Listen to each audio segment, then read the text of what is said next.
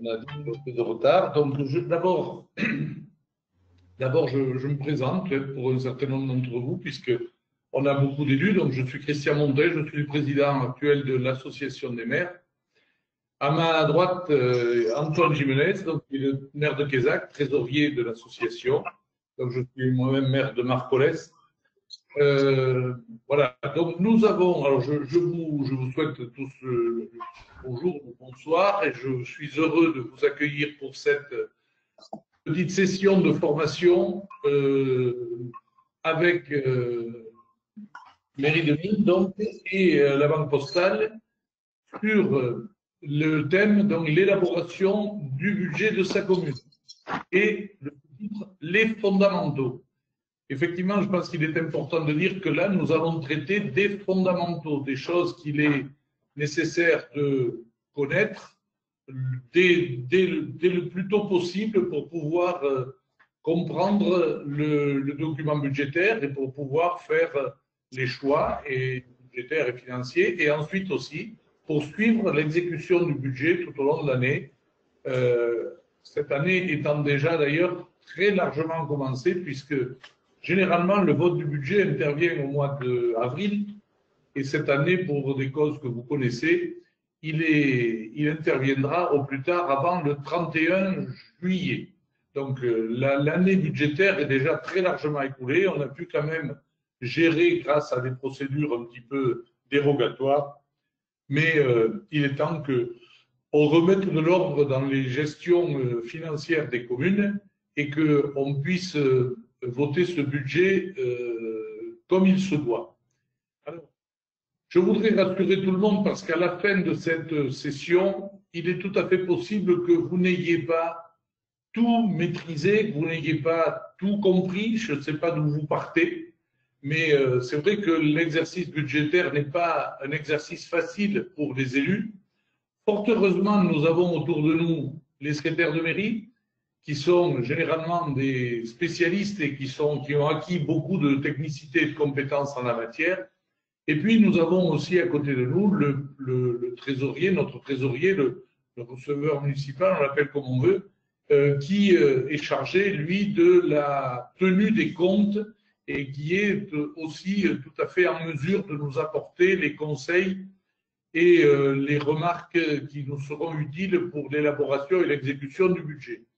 Je ne vous cache pas qu'aujourd'hui, le réseau des trésoriers est devenu, dans l'attente en plus d'une réforme qui arrive là, cette année, l'année prochaine, l'année d'après, on est dans une situation un petit peu, allez, je vais dire, transitoire par rapport aux relations entre les communes et la Direction générale des finances publiques qui fait nos comptes.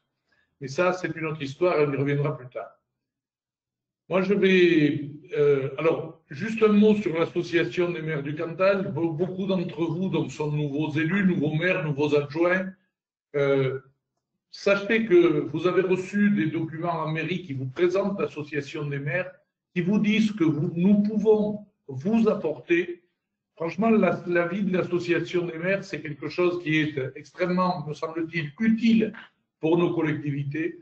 La quasi-totalité, pour dire la totalité des communes du Cantal et des EPCI adhèrent à notre association et nous essayons de manière tout à fait bénévole et désintéressée d'apporter notre concours. Le bureau de l'association, le conseil d'administration, essaie d'apporter son concours à l'ensemble de nos collègues pour les aider dans la tâche de gestion des communes. On le voit aujourd'hui avec cette formation sur le budget. Il y en aura d'autres. On vous proposera bien d'autres formations dès l'automne et ensuite en suivant. Alors, souvent avec le concours de Mairie de Mille, souvent avec le concours d'organismes extérieurs, comme aujourd'hui c'est le cas avec la Banque Postale, la Banque des Territoires. Donc, voilà, n'hésitez pas à solliciter l'association des maires. N'hésitez pas à nous poser des questions. Nous sommes là pour ça, pour vous aider, pour vous accompagner. C'est vraiment notre mission et nous ne sommes satisfaits que quand nous vous sommes utiles. Voilà, j'ai déjà trop parlé. Je laisse la parole à nos intervenants pour qu'on engage cette heure et demie à peu près de réflexion sur le budget. D'accord. Donc, j'y vais. Bonjour à tous. Donc, je suis Audrey Sabellier de la Banque Postale et je suis ravie d'être par caméra interposée devant vous aujourd'hui pour vous parler des fondamentaux du budget. Alors, juste un mot par rapport à ma présence devant vous aujourd'hui. La Banque Postale est partenaire d'ENIR et DENIL dans le cadre de ces formations. Au niveau de la Banque Postale, nous avons une direction qui est entièrement dédiée aux collectivités locales. Alors, j'entends au-delà de l'aspect offre financière que nous pouvons avoir auprès des collectivités locales. La direction des études de laquelle je fais partie a pour vocation d'apporter des publications, d'apporter de l'information à travers des publications, à travers des notes d'information. Et ce sont des documents qui sont disponibles sur Internet, sur le site de la Banque Postale et qui sont à votre disposition gracieusement pour vous apporter de l'information. On y reviendra un tout petit peu plus tard en détail, donc je ne vais pas m'étendre là-dessus. Et donc, comme vous pouvez le voir, ce module est collaboré avec celui de la Banque des Territoires, car eux également ont une offre auprès des collectivités locales, et donc nous avons allié nos deux expertises pour vous proposer ce module. Alors, comme Monsieur le Président de l'AD du Cantal vous l'a dit, ce module, c'est vraiment sur les fondamentaux du budget. Donc, suivant où vous en êtes par rapport à cette préparation budgétaire, peut-être qu'il y a des choses que vous aurez déjà vues, mais vraiment, la vocation de ce module est vraiment d'aller vers ceux qui n'ont jamais vu le budget et qui ne savent pas exactement par quel bout le prendre. Et donc, nous allons revoir un certain nombre d'informations que vous connaissez peut-être déjà. Comme la préparation budgétaire est quand même un sujet très, très, très vaste, nous avons décidé de le mener en 3 temps. Le premier, c'est vraiment de vous parler de la toile de fond de ce budget.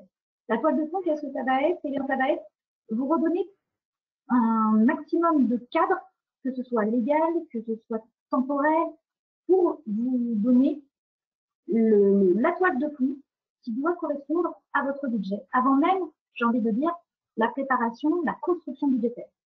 Cette construction budgétaire, on la verra dans un deuxième temps, à travers les informations, un petit peu la logique du document.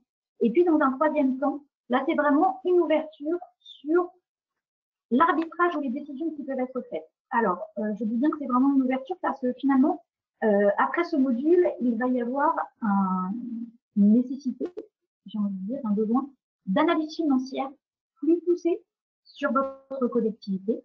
Et donc, c'est vraiment une première étape pour appréhender ce budget. Alors, au niveau juste un petit peu logistique, moi, je vais me étendre ma caméra parce que j'ai un petit peu peur de ma bande passante de mon côté au niveau réseau. Donc, je vais me permettre d'étendre ma caméra et de pouvoir commencer, voilà, ce module sur le fond. Alors, tout d'abord… Excusez-moi, Christian Montin. Je voudrais m'assurer que tout le monde entend bien. Nous avons un petit souci de son, sérieux, très clairement. On va essayer d'y remédier, mais je ne sais pas si ça vient de nous. Est-ce que de votre côté, vous n'avez pas de solution pour améliorer la puissance sonore? Parce que je ne veux pas que les collègues qui sont là ne soient pénalisés parce qu'ils n'entendent pas. Je confirme. Écouter leur retour. J'ai un problème de son, c'est ça? En fait, Nathalie? alors en fait, c'est assez lointain, même de mon côté. Donc il faudrait peut-être que tu augmentes le son de ton côté. Parce que je pense que vous avez tous le même souci, c'est un peu lointain, hein, c'est ça, voilà. Alors, je vais m'excuser parce que je ne suis pas complètement… Alors, je vais t'aider peut-être, si tu veux. Dis-moi. Tu es sur un PC? Oui. Alors, dans les paramètres audio en bas, alors là, il y a je sais pas quoi, il y a quelqu'un qui n'a pas coupé son micro. Voilà. En bas, dans les paramètres audio du PC, tu dois pouvoir augmenter le volume, je pense. Alors, attends, je regarde. Bouger. Donc, du coup, je vais sortir de mon partage. Ah oui, ouais. Alors, excusez-moi. Baisser contretemps. Tu sais, en bas, si c'est un PC, c'est pas un Mac, hein, c'est un PC. Non, non, c'est un PC, c'est un PC, c'est juste Alors, en que bas, je veux en bien. bas à droite. Alors, hop, volume, micro. Je fais ça au maximum. Vous me dites si vous voyez une différence. Ah oui, Voilà. Je suis au maximum de tout là. De tout, c'est mieux. C'est bon de votre côté?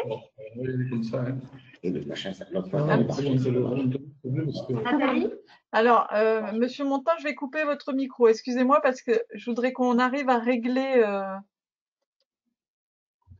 Est-ce Vas-y. que c'est mieux je suis au maximum, moi. Bon, bah écoute alors. Et sur ton micro, il n'y a pas un petit truc comme ça là qui permet de.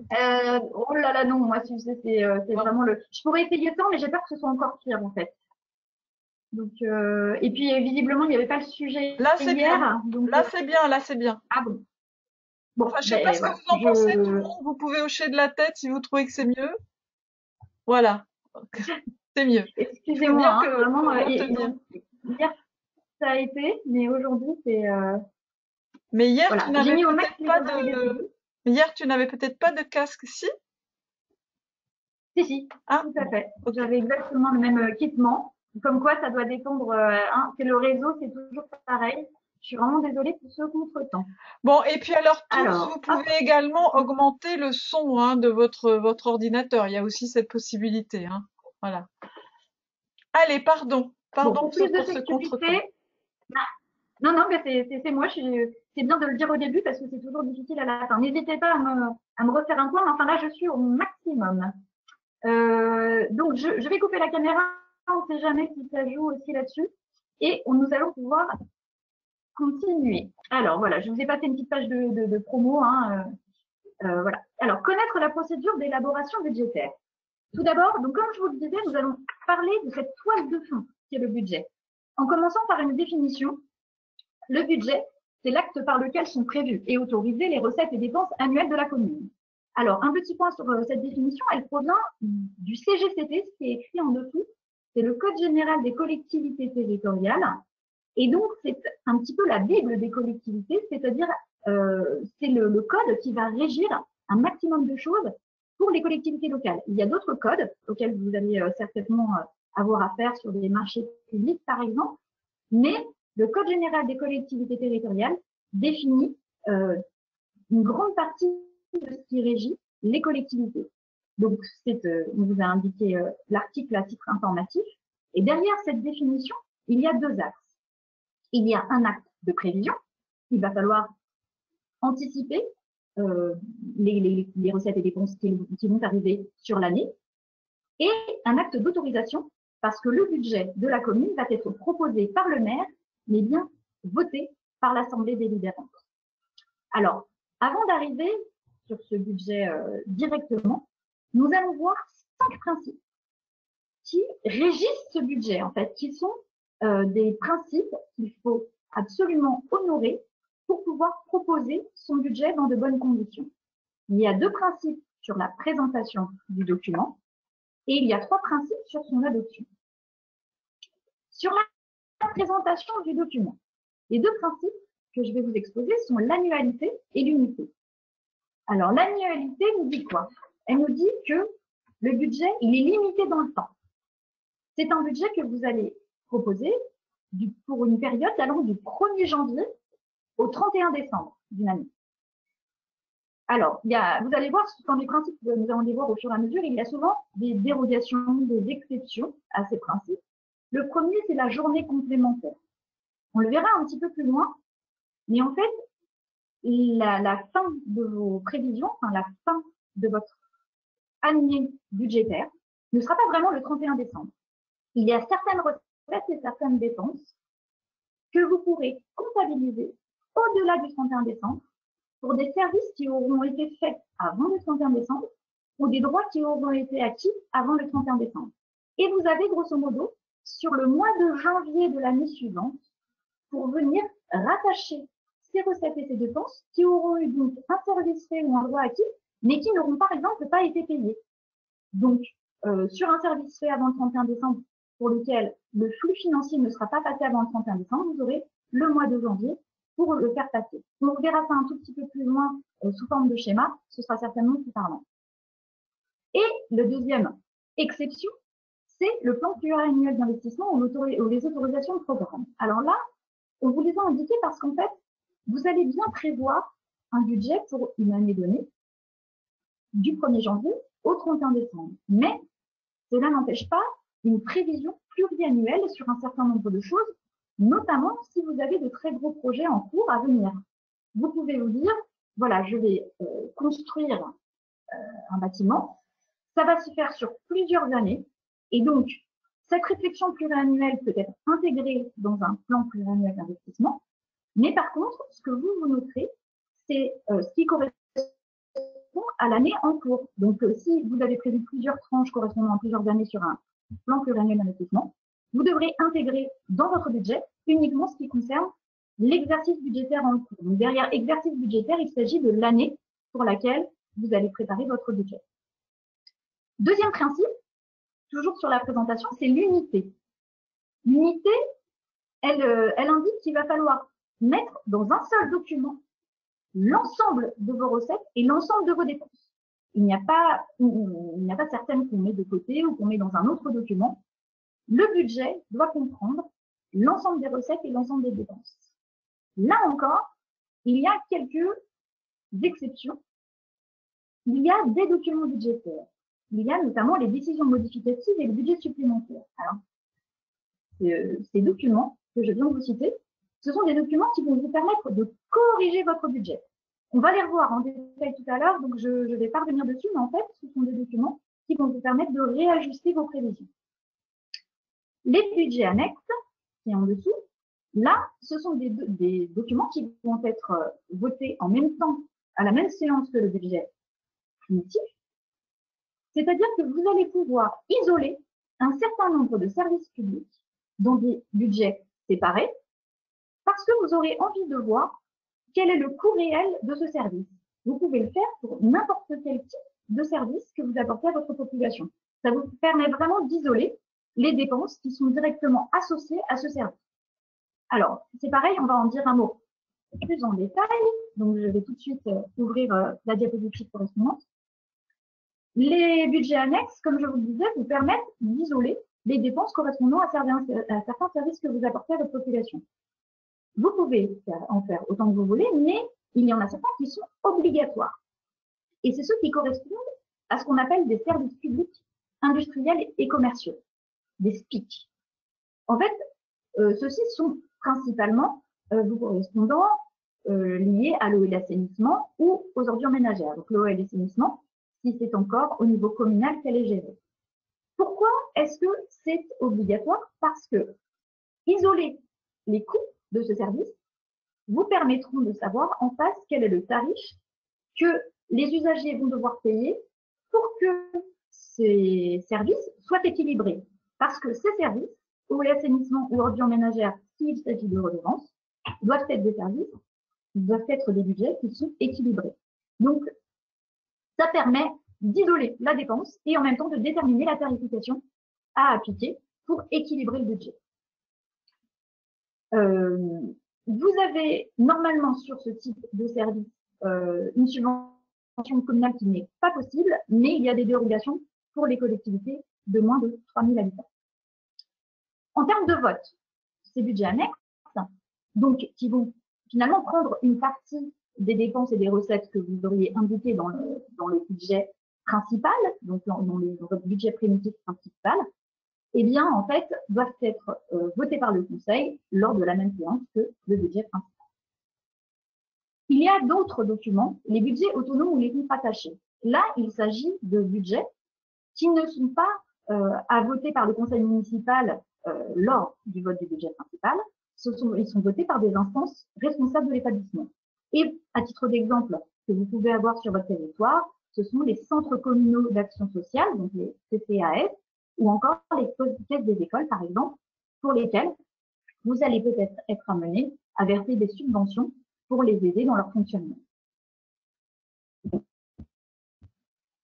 Pour la suite des principes budgétaires. Donc là, sur les principes, pour l'adoption de ce budget, il y a l'universalité. Alors, qu'est-ce que ça nous dit? Qu'il faut inscrire toutes les recettes et toutes les dépenses dans leur intégralité et sans modification ou non-compensation. En fait, ça signifie, c'est un principe par rapport à la transparence de ce qui se passe dans votre collectivité. On vous demande, grosso modo, d'indiquer toutes les recettes que vous allez percevoir et toutes les dépenses que vous allez faire. Mais par exemple, si on parle d'un cas concret comme si vous avez des personnels qui sont contractuels, non titulaires dans votre collectivité et qu'il y a un arrêt maladie, vous allez verser le salaire de cette personne et vous allez ensuite être remboursé par la sécurité sociale. Eh bien, vous pourriez vous dire, j'ai deux solutions. Soit je mets la dépense d'un côté et la recette perçue de l'autre, soit je fais une soustraction entre finalement la dépense que j'aurais faite et la recette que je vais recevoir, voire même une nullité si ceci est exactement du même montant. Eh bien, en fait, c'est exactement là que ça intervient, c'est qu'on vous demande de bien indiquer d'un côté le flux de recettes et de l'autre le flux de dépenses et de ne pas faire cette soustraction pour qu'on ait bien la visibilité de tous les flux entrants et de tous les flux sortants dans votre collectivité. Un deuxième point sur l'universalité, c'est qu'il n'y a pas d'affectation des recettes. Lorsque vous allez percevoir des recettes, donc des recettes fiscales, des recettes de dotation, on en verra tout à l'heure, ça va vous faire un grand panier de recettes qui vont vous servir à financer des dépenses, mais sans destination directe, sans vous dire, voilà, je vais mettre un petit peu de cette taxe pour telle dépense. En fait, vous avez un gros panier de ressources d'un côté qui va pouvoir financer un gros panier de dépenses de l'autre côté. Il y a à cela encore quelques exceptions. C'est pour les budgets annexes, parce qu'on l'a vu tout à l'heure, vos budgets annexes, ceux des SPIC qui doivent être équilibrés, vous savez exactement que la tarification de l'eau pour les usagers va venir financer votre dépense. Donc, on sait quelle est la ressource associée à la dépense.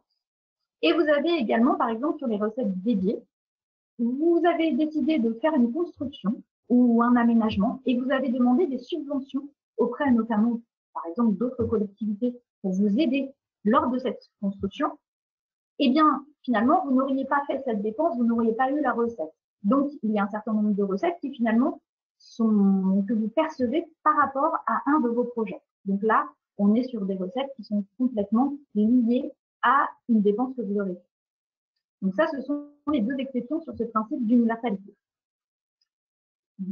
Avant-dernier principe, celui de la sincérité. Alors, il reprend celui de la non-compensation des recettes et des dépenses, pour bien qu'on voit au niveau transparence les flux de recettes et les flux de dépenses. Et à cela s'ajoute le fait de ne pas surévaluer ou sous-évaluer des recettes et des dépenses. L'idée, c'est vraiment de vous dire que ce que vous allez proposer en termes de budget soit ce que vous pensez être au plus près de la réalité. Alors, comme je vous le disais, en plus, vous allez avoir des documents qui vont vous permettre de corriger votre budget si vous avez des ajustements à y apporter. Et donc, en fait, vraiment, comme votre budget va devoir répondre à un certain nombre d'obligations, il ne faut pas surévaluer ou sous-évaluer les recettes et les dépenses pour arriver justement à intégrer le cadre légal du budget. Il faut le faire de façon la plus sincère possible. Et cette sincérité nous dit aussi qu'il y a une obligation de provisionner les risques. Donc là, s'il y a certains risques qui peuvent être avérés, vous devez provisionner, c'est-à-dire prévoir un montant lié à ce risque pour pouvoir l'honorer si jamais il y a vraiment un contentieux, par exemple, et que vous allez devoir avoir une certaine somme d'argent à verser. Dernier point, et non des moindres, sur les principes, c'est celui de l'équilibre budgétaire. Alors, je vous disais justement, juste avant, que la sincérité de votre budget devait être présente parce qu'en fait, ce qu'on va vous demander en fin de cours, c'est vous verrez que à la fin de cette présentation, on va parler, en tout cas, on va en reparler à plusieurs moments. Cet équilibre budgétaire, c'est le principe qu'il va falloir absolument honorer une fois que vous aurez terminé votre budget. Il nous dit quoi? Il nous dit que vous allez avoir un certain nombre de recettes et qu'il va falloir que vos deux sections recettes et dépenses soient votées en équilibre. C'est-à-dire qu'elles soient du même niveau. Alors, En vérité, on demande plutôt que les recettes soient égales ou un peu supérieures aux dépenses. Pour ce faire, il faut que ce soit évalué de façon sincère. C'est là que je vous disais tout à l'heure, il ne faut pas arranger le budget pour que ça rentre dans cette condition si vous ne pensez que ça n'est pas le cas. Et l'équilibre budgétaire, il a un troisième point qui est très très important, qui est que dans votre panier de ressources, il y a certaines ressources qui sont dites définitives. On verra tout à l'heure ce que c'est. Eh bien, ces ressources-là, il faut impérativement que leur montant permette de couvrir les remboursements de l'annuité en capital, de la dette, et les crédits pour dépenses imprévues. Alors, on va zoomer sur le premier principalement. Vos remboursements d'annuité de dette, c'est une des dépenses obligatoires que vous devez faire. On en touchera un mot tout à l'heure. Et il faut impérativement, pour respecter cet équilibre budgétaire, que dans votre panier de ressources, les ressources dites définitives les couvrent. Tout à l'heure, on aura un schéma qui vous permettra vraiment de mettre en lumière cet équilibre budgétaire de façon beaucoup plus concrète. Du coup, ce sera un petit peu plus simple en termes de compréhension globale. Alors, pourquoi je vous ai parlé de tous ces principes? Parce qu'en fait, tous ces principes vont être contrôlés par la suite par le préfet et la Chambre régionale des comptes. On va y revenir tout de suite après.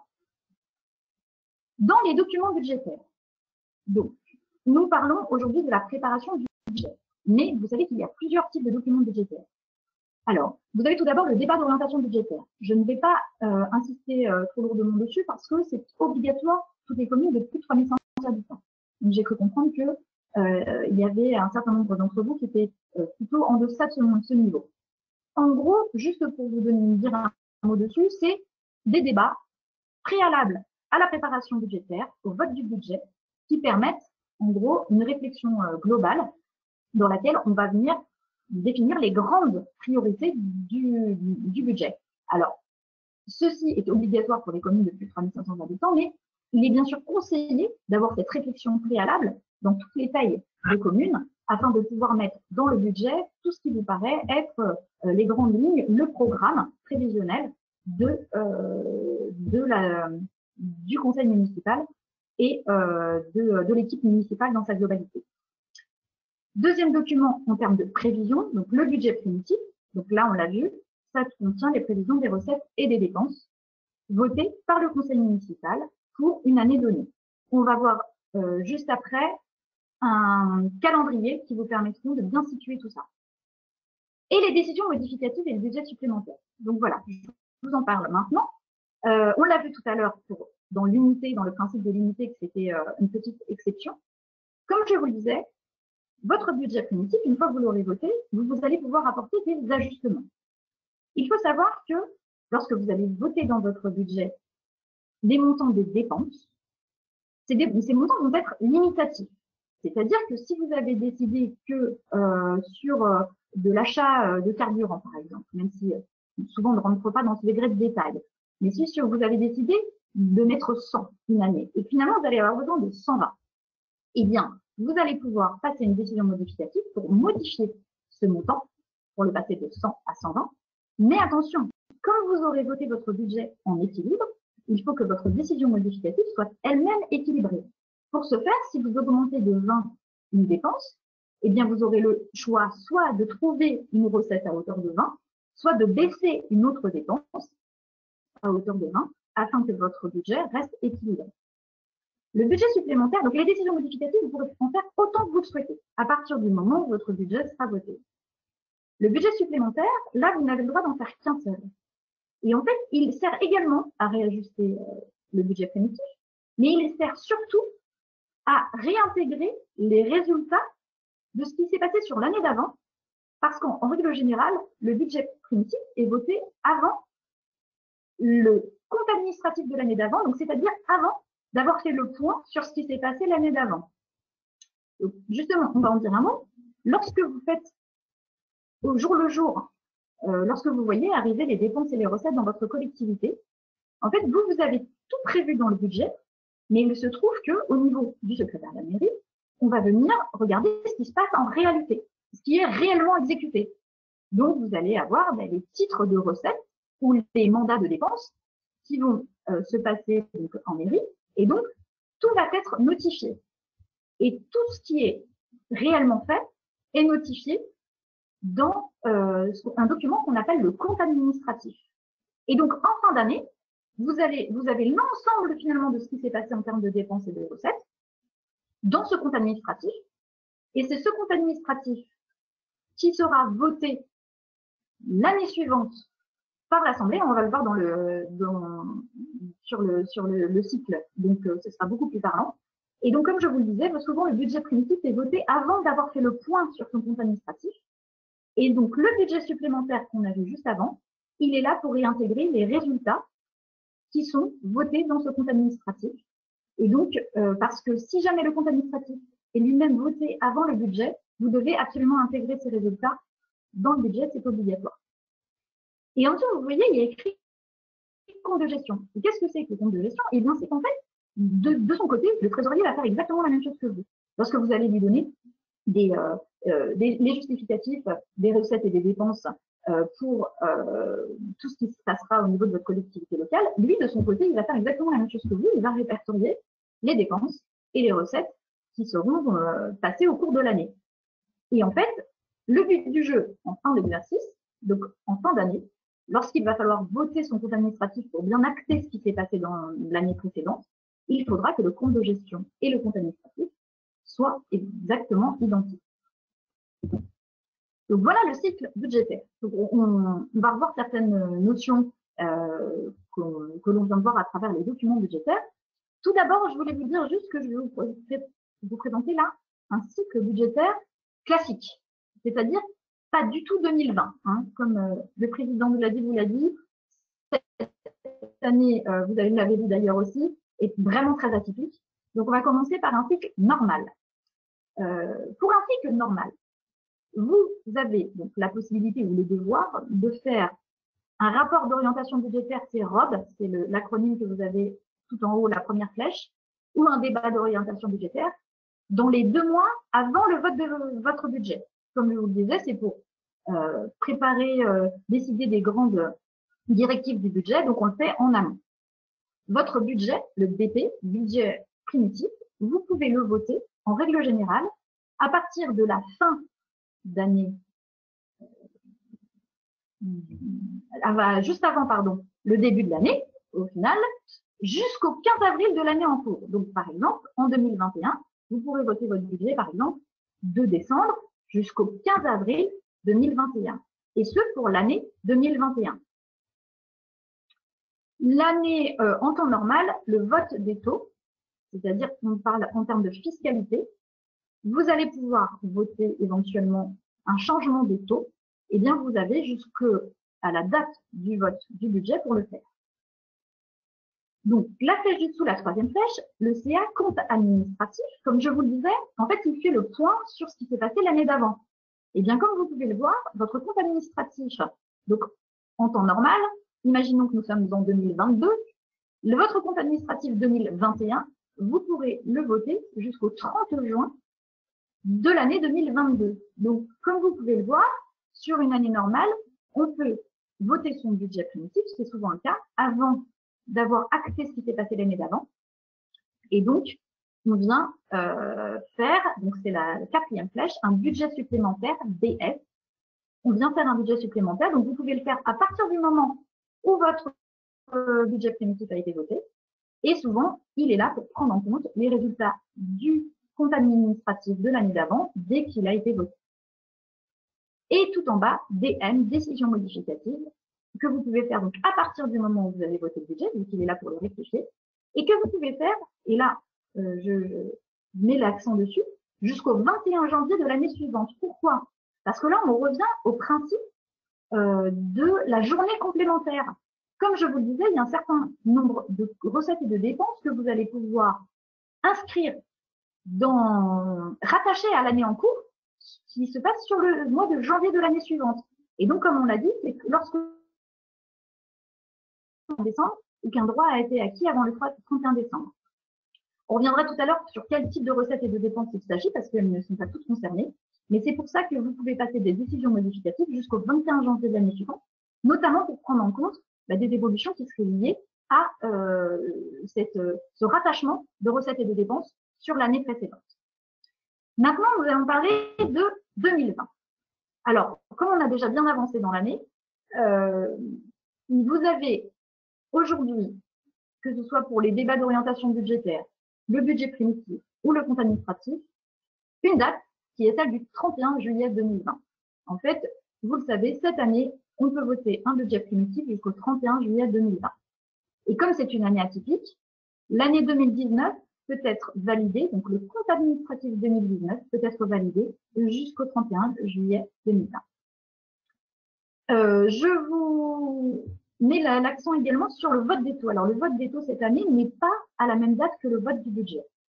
Ça avait été une demande que ce soit repoussé, mais la date officielle de limite de vote des taux, c'est le 3 juillet. Donc là, on est en dehors de cette date et il n'y a que sous cas très exceptionnels que l'on peut éventuellement cette année venir modifier ces taux, et cela de toute façon avant le 31 juillet. Mais aujourd'hui, la date de vote des taux est ferme et actée au 3 juillet.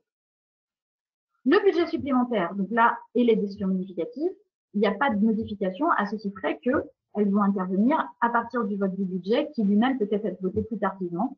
Donc, c'est pour ça que voilà, les dates courent encore jusqu'au 31 décembre pour le budget supplémentaire et 21 janvier pour les décisions modificatives. À noter tout à l'heure, je vous parlais du compte de gestion et du compte administratif. Comme il faut que lorsque vous votiez votre compte administratif, vous ayez bien regardé que le compte de gestion et le compte administratif étaient identiques, votre trésorier en temps normal, sur un cycle normal, doit vous envoyer le compte de gestion plus tard au 1er juin de l'année suivante. Hein. Donc, je reviens sur la slide précédente. Donc, on doit voter au 30 juin son compte administratif. Et c'est au 1er juin, au plus tard, que doit vous transmettre votre trésorier le compte de gestion pour que vous ayez le temps de comparer entre le compte de gestion et le compte administratif. Donc, voilà pour les délais. Et donc, pourquoi on a vu tout ça et pourquoi on a vu les principes? Je vous en disais un mot tout à l'heure, c'est que tout ça va être contrôlé. Il y aura des contrôles par le préfet. Donc là, il y a des contrôles qui sont liés aux dates. Il faut que vous ayez transmis vos documents dans les dates que nous allons voir. Il y a un respect de l'équilibre budgétaire qu'on a vu tout à l'heure dans le principe à respecter et qui sera vérifié. Il y a d'autres cas de vérification, on ne va pas tous les passer, mais disons que pourquoi est-ce qu'il faut avoir en tête cette toile de fond au niveau de cette préparation budgétaire? Parce qu'en fait, tout ce cadre légal et le cadre temporel également seront vérifiés par l'administration. Il peut y avoir aussi un contrôle de la Chambre régionale des comptes dans le cadre de ces vérifications annuelles. Et on a souhaité vous indiquer également qu'il y avait le contrôle du citoyen. Parce que c'est constitutionnel, hein, c'est écrit dans la Constitution, mais ça a été notamment remis dans un des articles du Code général des collectivités territoriales. Mais tout citoyen a le droit d'être au fait des affaires de sa commune. Donc, si un citoyen vous demande un compte administratif, un budget primitif, qui sont des comptes publics votés, il a le droit de les demander et de les avoir. Ce contrôle a donc évolué et il est même donc obligatoire pour des communes de plus de 3500 habitants qui ont un site internet de les mettre en ligne. Alors, pas forcément tous les documents, vous pouvez si vous voulez, hein, mais ça peut être aussi une information simplifiée. Mais en tout cas, le citoyen a le droit d'être au fait des affaires de sa commune. Pour finir ce point de la toile de fond, je vais vous parler du cadre comptable. Alors, le cadre comptable, là, on parle de choses un petit peu abstraites. Vous allez prendre des décisions et faire des choix qu'il va falloir transformer de décisions en montant financier à intégrer dans un document. Pour ce faire, il y a ce qu'on appelle les plans comptables. Donc là, ce que je vous ai indiqué, ce sont le nom des plans comptables qui existent pour les collectivités locales. Alors, d'abord, sur le haut de la diapositive, il y a 4 plans comptables directement liés au budget des collectivités locales. Pourquoi il y en a 4? Parce que le but, c'est que justement, vous puissiez, vous, dans ces plans comptables, retrouver les lignes de dépenses et de recettes qui vous correspondent, qui correspondent aux compétences que vous portez. Donc, pour les communes et les groupements, de façon générale, c'est la N14. Sauf pour les métropoles qui, avec d'autres collectivités, ont la N57. Alors, je vous précise tout de suite parce que vous allez peut-être avoir affaire à cette nomenclature. La N57, c'est une nomenclature qui comprend toutes les compétences de toutes les collectivités locales. Elle y a tout, donc c'est une très grosse nomenclature. Alors, derrière la nomenclature, je vous dis bien, hein, c'est des lignes qui représentent toutes les recettes et toutes les dépenses auxquelles vous pouvez avoir affaire. Avec à côté un numéro de compte qui va vous permettre ensuite d'intégrer tout ça dans votre budget. Mais donc, la N57 comprend toutes les compétences de tous les niveaux de collectivité locale. Donc, vous pouvez le voir après, les départements ont une spécificité, c'est la N52, et les régions N62. Donc voilà, vous avez ces plans comptables qui sont liés à chaque niveau de collectivité. Sur le bas de l'écran, vous avez ceux qu'on dit en M4, donc soit M4, M41, M42, qui sont eux spécifiques à des budgets annexes ou en tout cas à des services publics particuliers. Et donc, vous avez les fameux services publics à caractère industriel et commerciaux dont on parlait. Là, la M4 est de façon générale. Si vous êtes sur de l'eau et l'assainissement, vous avez vraiment une nomenclature spécifique, par exemple, qui est la M49. Donc, je ne vais pas tout vous les détailler, mais là encore, pourquoi il y a des numéros différents? Parce qu'en fait, c'est vraiment adapté en termes de recettes et dépenses à la compétence concernée. Donc, voilà pour cette information d'ordre général à connaître, enfin, c'est ce lot d'informations à connaître avant même de construire son budget. Alors là, on va doucement arriver vers la construction budgétaire. Et tout d'abord, cette construction budgétaire, on en a déjà un petit peu parlé. Sur cette diapositive, vous avez un schéma type, hein, qui ne correspond pas forcément exactement à ce que vous avez dans votre collectivité, mais de cette préparation budgétaire. Cette préparation, on le disait tout à l'heure par rapport au débat d'orientation budgétaire.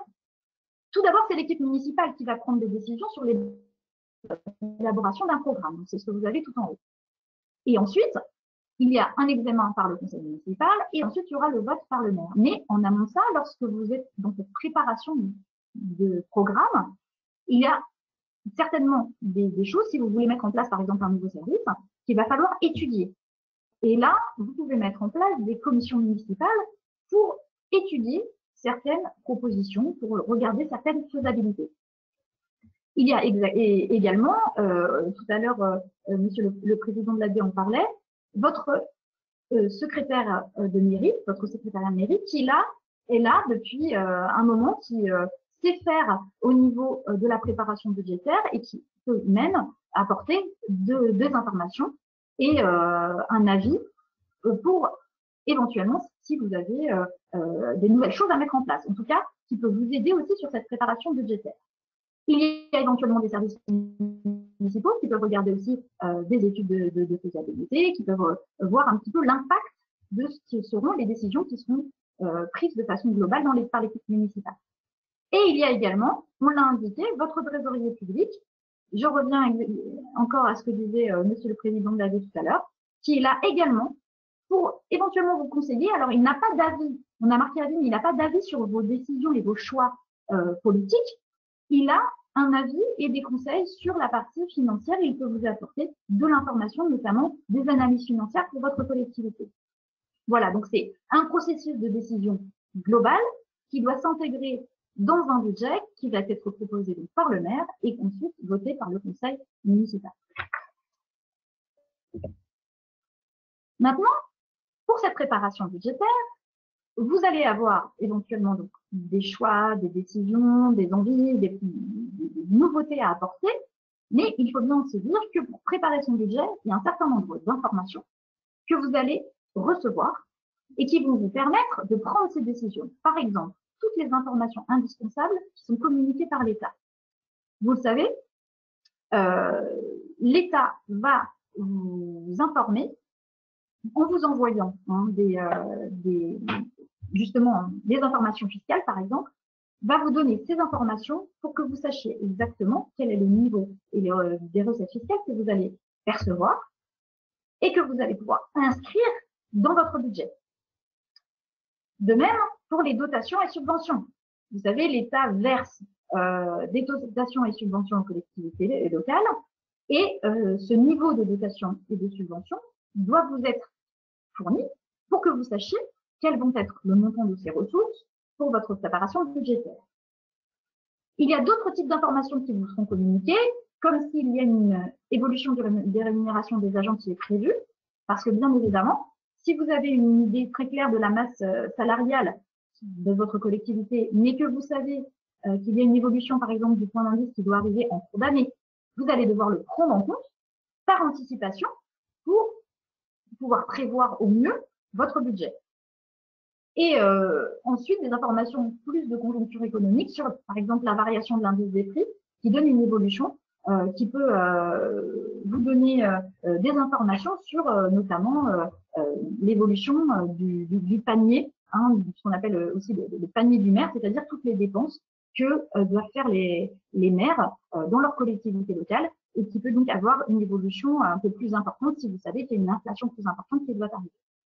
Ça, ce sont des informations que l'État doit vous communiquer et elle doit tellement le faire qu'elle doit le faire dans un délai minimum de 15 jours avant le vote du budget. C'est-à-dire qu'en temps normal, si vous vous rappelez de la frise de tout à l'heure, vous pouvez voter votre budget sur une année classique, vous devez le voter avant le 15 avril. Et donc, l'État doit impérativement vous fournir ces informations au plus tard le 31 mars pour que vous ayez le temps de les prendre en compte pour voter votre budget. À titre d'exemple, c'est ce qu'on vous a mis en dessous, en 2019, ça n'était pas le cas. Les dotations ont été communiquées, les informations ont été communiquées le 4 avril. Donc, s'il y a un retard dans cette communication qui arrive après le 31 mars, sachez que vous avez systématiquement 15 jours supplémentaires pour voter votre budget. Donc, en 2019, les communes ont pu voter leur budget jusqu'au 19 avril. Voilà, donc ça, c'est des informations indispensables. Ça fait partie de votre panier de ressources. C'est même souvent une grosse part de votre panier de ressources. Il faut que, pour savoir ce que vous pourrez faire durant l'année, il faut que vous sachiez quel niveau de ressources vous allez percevoir, notamment versé par l'État. Deuxième lot d'informations qui sont indispensables au niveau de la préparation budgétaire, c'est les informations internes à la commune. Donc là, on ne va pas pouvoir aller trop loin sur ces notions, mais grosso modo, il faut que vous ayez une idée de votre situation financière, donc à travers notamment une analyse financière, mais d'abord, vous pouvez regarder les comptes administratifs des exercices précédents pour regarder quel est un petit peu le profil de votre collectivité, comment ça se passe réellement, concrètement, sur les exercices précédents, voir peut-être où il peut y avoir des ajustements. Ça peut vous permettre de partir sur des bases pour votre préparation budgétaire. De même, on parlait au début des plans pluriannuels d'investissement. Les plans pluriannuels d'investissement donc courent sur plusieurs années. Il faut regarder aussi où vous en êtes dans votre collectivité au niveau des différents programmes de travaux, parce que peut-être qu'il y en a en cours et qu'il va falloir prendre en compte pour une année donnée, eh bien, la tranche qui avait été affectée si ce programme doit continuer à être mis en place. On en a un petit peu parlé aussi tout à l'heure, mais la dette, c'est un sujet très important au niveau des collectivités. Parce qu'en fait, lorsque vous allez emprunter, bien sûr, cette dette, elle a des répercussions sur les années à venir. Et donc, vous avez des tableaux d'amortissement de dette qui vous permettent de voir quelles sont les échéances de chaque dette qui a été contractée et notamment de vous dire quel est le montant que vous allez devoir rembourser tous les ans, même avant vous de refaire certains emprunts, vous voyez quel est le niveau des remboursements qui sont à prendre en compte avant chaque année. Donc voilà de façon générale, mais surtout avoir une idée de la situation financière de sa collectivité et de regarder comment ça se passait sur les exercices précédents pour repartir justement sur une bonne base pour cette préparation budgétaire. Vous avez en dessous deux lots d'informations liées à des informations sur Internet. Alors, pourquoi je vais vous indiquer ça? Parce qu'en fait, le premier lot, dit d'Open Data, c'est en fait deux sites Internet qui vous permettent d'obtenir des informations financières, notamment sur d'autres collectivités locales.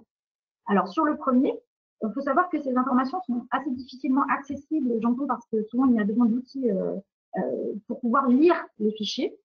Par contre, sur le deuxième, qui est exactement la même source, vous allez pouvoir, en gros, aller choisir, par exemple, par taille de collectivité, pour un certain type de dépenses ou pour un niveau de dette, vous pouvez aller choisir de pouvoir vous comparer finalement aux autres, parce que cette comparaison, elle permet aussi de se situer. Donc, ces sites d'open data sont vraiment intéressants pour aller chercher justement cette comparaison Alors, il n'y a pas une idée de c'est mieux ou c'est moins bien que les autres. En règle générale, il y a toujours une histoire qui explique pourquoi on en est arrivé dans une situation financière particulière. Mais il est toujours intéressant de savoir un petit peu où on se situe parce que, eh bien, des fois, on ne se rend pas compte que par rapport aux autres, eh bien, on a une fiscalité plus faible ou plus forte. Enfin, voilà. Donc, cette comparaison peut permettre quand même de se situer et sans forcément juger de quoi que ce soit, juste se positionner et se regarder un petit peu comment ça se passe chez les autres. Le dernier point, le dernier bloc, là, c'est plutôt un site d'information générale. Alors, le tout premier, je vous conseille vraiment d'y aller parce que sur collectivitélocale.gouv.fr, vous avez beaucoup d'informations sur les collectivités locales et vous y retrouvez notamment les plans comptables dont on a parlé tout à l'heure, qui peuvent voilà, vous permettre, qui vont absolument vous permettre de construire ce budget. Vous avez plein d'autres informations, je vous laisserai aller regarder dessus. Et je vous ai indiqué l'INSEE. Alors, pourquoi là? C'est vraiment pour aller chercher de l'information d'ordre plus général. L'idée, c'est que, suivant la taille de sa commune, on a souvent une bonne idée de sa population, une bonne idée de, notamment, l'âge de sa population. Par exemple, si vous avez une année donnée, vous savez qu'un certain nombre d'enfants arrivent en âge soit d'entrer en crèche, par exemple, ou d'entrer à l'école. Il faut savoir que comme c'est une compétence communale, l'école, si jamais vous avez beaucoup d'enfants qui arrivent au même âge et à l'âge d'entrer à l'école, peut-être qu'il va falloir se poser la question de se dire est-ce que je vais devoir ouvrir une classe supplémentaire, par exemple. Et bien ça, ce sont des informations vraiment à connaître en amont, parce que vous voyez, ces services qui sont apportés à la population, eh bien, en fonction de l'évolution même de cette population, ça peut avoir un impact sur votre préparation budgétaire. Donc voilà, des fois, des informations de portée plus générale peuvent quand même être très intéressantes pour la préparation budgétaire. Autre source d'information, et donc là, c'est un petit peu de l'autopromo, mais comme je vous le disais tout à l'heure, tout est accessible sur Internet gratuitement.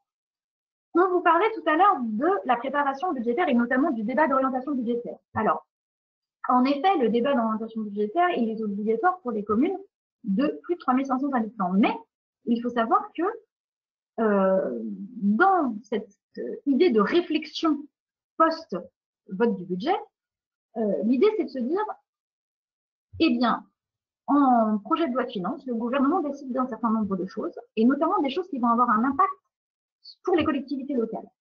Eh bien, à la Banque Postale, nous avons décidé d'aller éplucher les projets de loi de finances et de pouvoir apporter cette information aux collectivités locales, très simplement de se dire, voilà, je suis une commune, qu'est-ce que dans le projet de loi de finances, il a été décidé pour des communes, et suivant la taille, quel sera l'impact pour moi? Par exemple, il est souvent décidé des revalorisations de dotations de solidarité rurale ou urbaine.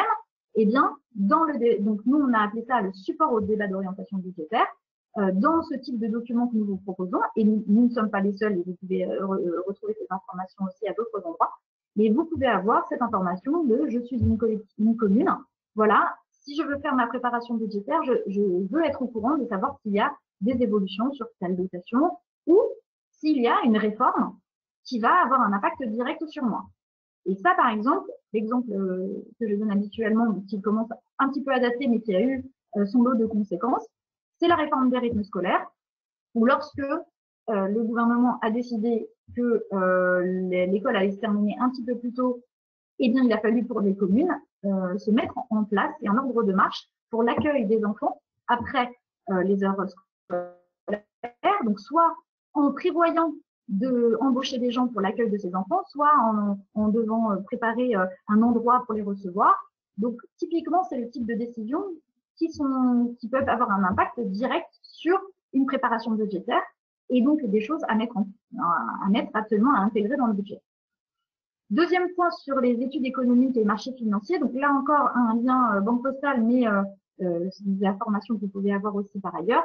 Si par exemple, vous voulez voir un petit peu comment fonctionne, quelles sont en fait des données de portée beaucoup plus conjoncturelle et beaucoup plus globale, et vous donner un ordre d'idée sur comment ça peut se passer pour l'année en cours, s'il peut y avoir un impact sur certaines ressources liées notamment au marché. Par exemple, on sait, avec ce qui se passe en termes de crise financière aujourd'hui, et l'impact sur les entreprises, il va y avoir donc du coup un effet aussi sur les collectivités locales, notamment via ce qu'elle touchait sur la cotisation sur la valeur ajoutée de l'entreprise. Donc ça ne correspond pas à toutes les collectivités, mais par exemple, on sait que l'économie globale a aussi un impact sur les ressources des collectivités locales.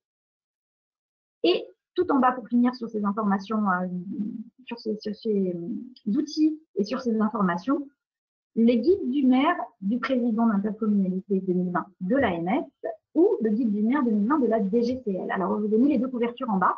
Il se trouve que ces guides sont vraiment très, très, très bien faits. Ils sont vraiment des bibles. Ils regroupent, grosso modo, un maximum d'informations utiles pour un maire ou un président d'intercommunalité.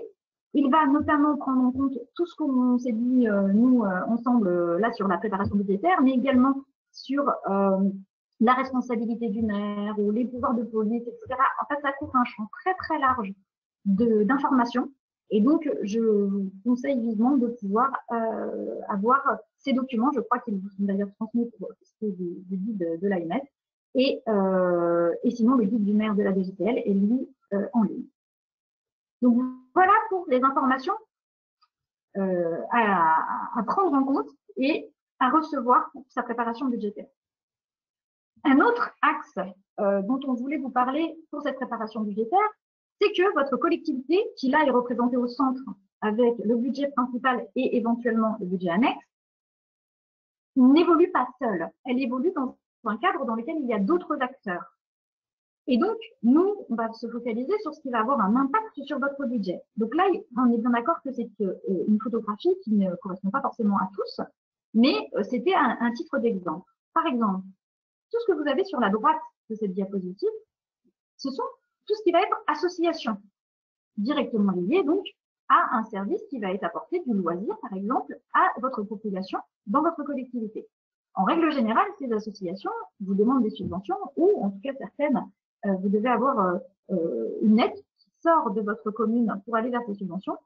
Il faut bien se dire que si ces associations ont besoin de vous pour leur fonctionnement, dans votre préparation budgétaire, il faudrait prendre en compte ces subventions pour, dans vos dépenses et vous dire que voilà, pour le fonctionnement de ces subventions, pour ces associations, les subventions sont importantes et donc, si vous souhaitez maintenir ces subventions, il va falloir les prendre en compte dans votre budget. Pour la partie à gauche, on va retrouver le Centre communal d'action sociale ou les caisses des écoles, on en a parlé un petit peu tout à l'heure. Sur le bas de la diapositive, vous avez des entités qui gravitent donc autour de votre collectivité locale, donc plus ou moins loin, mais dans lesquelles il n'y a pas forcément de relations financières, mais il va y avoir, par exemple, une place du maire à siéger auprès du conseil d'administration, par exemple, de l'office municipal d'HLM. Donc là encore, une réflexion globale dans laquelle, même s'il n'y a pas de lien financier, vous avez ces entités qui gravitent autour de votre collectivité. Je vais rester un tout petit peu plus longuement sur la partie du haut de la diapositive. Parce qu'aujourd'hui, vous avez votre commune, donc vous avez un certain nombre de services à apporter à votre population, vous avez un certain nombre de compétences obligatoires. Ces compétences, pour certaines, vous pouvez faire le choix de faire appel à ce qu'on appelle un syndicat, ou aussi dit groupement sans fiscalité propre, pour porter tout ou partie d'une compétence. Par exemple, vous apportez, là on a mis en exemple un syndicat intercommunal à vocation scolaire ou un syndicat pour l'aménagement du plan d'eau. Vous pouvez l'avoir pour, par exemple, de la restauration scolaire. En fait, il s'agit de communes, par exemple, entre elles, qui se disent, bon, plutôt que de faire chacun de notre côté, on va passer par un syndicat qui va gérer ce service pour les communes qui souhaitent y adhérer. Et à ce moment-là, c'est ce syndicat qui va porter la compétence. Par contre, bien évidemment, pour son bon fonctionnement, vous lui apportez un soutien financier. Donc ça, savoir si votre commune appartient à un certain nombre de syndicats pour savoir quelles compétences sont portées, c'est très important. Donc là, je vous parlais des blocs gris. Maintenant, sur le bloc orange en haut, il s'agit de l'appartenance de votre commune à un groupement dit à fiscalité propre. Et là, il faut savoir qu'en France, aujourd'hui, enfin depuis 2017, toute collectivité, depuis 2014 très exactement, mais ça refonte en 2017, toute commune appartient à une intercommunalité à fiscalité. Ces intercommunalités sont de 4 ordres. Ce sont soit des communautés de communes, soit des communautés d'agglomération, soit des communautés urbaines, soit des métropoles. Et là, en fonction du type de collectivité, il y a un certain nombre de compétences qui sont portées par ces collectivités et elles sont différentes en fonction du niveau. Alors, on ne va pas trop détailler là-dessus parce que donc, il y a un module plus poussé là-dessus et nous, on doit vraiment se concentrer sur la préparation budgétaire. Mais je vous ai mis un petit tableau pour vous montrer l'évolution des intercommunalités depuis 2014 parce qu'il faut savoir que sur le mandat précédent, il y a eu vraiment une très grosse refonte du paysage intercommunal. Et comme vous pouvez le voir, en 2014, il y avait 2141 groupements à fiscalité propre. Et en 2020, on est à 1255. Donc, beaucoup moins de groupements qui sont eux-mêmes, du coup, beaucoup plus gros en termes de population. Et vous pouvez le voir, ce sont majoritairement des communautés de communes. Il faut savoir qu'il y a des seuils à respecter pour chaque type de groupement à fiscalité propre et que donc les communautés de communes sont plutôt des plus petites communautés, communautés d'agglomération, enfin, quand on monte par niveau, on est sur de plus en plus grosses intercommunalités. Donc aujourd'hui, je vous le disais, toutes les communes appartiennent à une intercommunalité à fiscalité propre. Et comme on parlait tout à l'heure des syndicats, en moyenne, une commune est membre de 3 syndicats. C'est une moyenne. Donc, on va rester un tout petit peu plus sur cette intercommunalité. Je vous le disais tout à l'heure, quand on parle des syndicats, mais ça marche aussi pour le groupement à fiscalité propre, cette appartenance, elle a un impact sur votre budget. Pourquoi? Parce que, eh bien, il faut savoir qui fait quoi entre la commune et le groupement. Et donc, qui dit qui fait quoi, dit qui paye quoi. Donc ça, c'est très important de savoir en amont comment sont gérés donc, les services s'il y a des syndicats et savoir qui paye quoi et qui porte les compétences. Donc, ça crée des flux financiers entre les deux à connaître. Et on va en parler, on va dire un mot tout à l'heure par rapport au régime fiscal de la communauté, donc du groupement à fiscalité propre. Juste avant ça, je voulais vous faire un petit point sur la loi engagement et proximité de décembre 2019. Vous voyez, c'est tout récent. En fait, cette loi, elle est là parce que pendant un certain temps, la place de la commune au sein de l'intercommunalité a été un petit peu mise à mal. Les communes se sont senties parfois un petit peu perdues au niveau dans des intercommunalités, surtout qu'il y a des très grosses intercommunalités avec beaucoup de communes. Cette loi, donc, qui est très récente, a voulu repositionner le maire et la commune à l'intérieur de l'intercommunalité. Et donc, à travers 2 choses, donc là, c'est 2 exemples que je vous ai mis, il y a beaucoup d'autres choses, je vous laisserai aller voir sur le lien qui est en bas. Eh bien, il y a un pacte de gouvernance qui est possible, pas obligatoire, mais qui est possible entre le groupement et ses communes membres, qui peut être élaboré dès le début du mandat pour bien acter justement les qui fait quoi, comment, et aussi éventuellement certaines informations financières. Le deuxième point qui là est très intéressant parce qu'il est obligatoire désormais, une conférence des maires, c'est-à-dire rassembler tous les maires membres d'un groupement à fiscalité propre, devient obligatoire. Donc là, c'est vraiment pour que le maire soit au fait de ce qui se passe aussi au niveau de l'intercommunalité parce que parfois, il y a eu ce sentiment d'être un petit peu noyé dans la masse et de ne pas forcément être au fait ni d'être entendu au sein de l'intercommunalité. Alors, pour revenir à notre construction budgétaire. Comme on disait tout à l'heure, le budget, c'est un exercice de synthèse. Vous avez vos priorités de mandat, vous avez votre programme qu'il va falloir intégrer dans un cadre comptable. Et ensuite, une fois qu'il sera intégré dans ce cadre comptable et qu'il sera retranscrit de façon financière, il faudra atteindre le schéma d'équilibre budgétaire. Je vous le disais, hein, ce schéma d'équilibre budgétaire, on le voit au début, au milieu là, et tout à l'heure à la fin. Quand on a ces priorités de mandat, il faut respecter le principe, donc il faudra que ça s'intègre dedans, donc il y a un peu des allers-retours dans les décisions. Et tout d'abord, avant de se dire, bon, je dois faire des choix et affiner mes choix, par quel bout je prends la chose? Donc, je sais que je vais recevoir un certain nombre d'informations sur mes recettes, mais par quel bout je prends le document? Eh bien, on va commencer par prendre en compte les éléments incontournables. Et ensuite, une fois qu'on les aura intégrés dans le comptable, dans notre cadre comptable, tout en vérifiant le principe d'équilibre budgétaire, par la suite, on pourra se dire, est-ce que je dois affiner mes priorités parce que ça ne rentre pas dans ce schéma, ou est-ce que je vais pouvoir aller plus loin dans mes décisions et pouvoir intégrer de nouveaux services, par exemple, ou de nouveaux équipements. Donc, tout d'abord, le premier point, pour intégrer les éléments indispensables, il faut tout d'abord commencer par la présentation du budget. Cette présentation du budget, vous voyez, vous avez les dépenses en haut en bleu et les recettes en bas en vert. Alors, dans un premier temps, je vous ai indiqué que la partie gauche de la diapositive, c'est ce qu'on appelle la section de fonctionnement. Vous avez des dépenses donc sur le haut et des recettes en bas. Qu'est-ce que c'est que les dépenses de fonctionnement ou les recettes de fonctionnement? La section de fonctionnement, c'est tout ce qui est récurrent. C'est toutes les opérations courantes. C'est quand on est chez soi et pour les contribuables, enfin pour les individus, c'est en dépenses, eh bien, le loyer, la nourriture, le chauffage, l'eau chaude, etc. Et en ressources, le salaire, par exemple. Et pour une collectivité locale, qu'est-ce que c'est? Eh bien, c'est exactement la même chose, c'est-à-dire c'est tout ce qui est récurrent. Et donc, c'est principalement les frais de personnel pour les dépenses, des fournitures d'ordre général, qui vont être, voilà, on parlait de carburant, etc., de rames de papier, etc. Donc, tout type de fourniture. Les intérêts de la dette, alors là, je fais un petit point parce qu'on a pas mal parlé des remboursements de la dette en capital au début. Il faut savoir que, contrairement à ce que nous, on peut avoir au niveau, en étant en particulier, où on a tendance à se dire, ben voilà, je rembourse une dette avec des annualités tout compris, c'est-à-dire les intérêts plus le remboursement de la dette.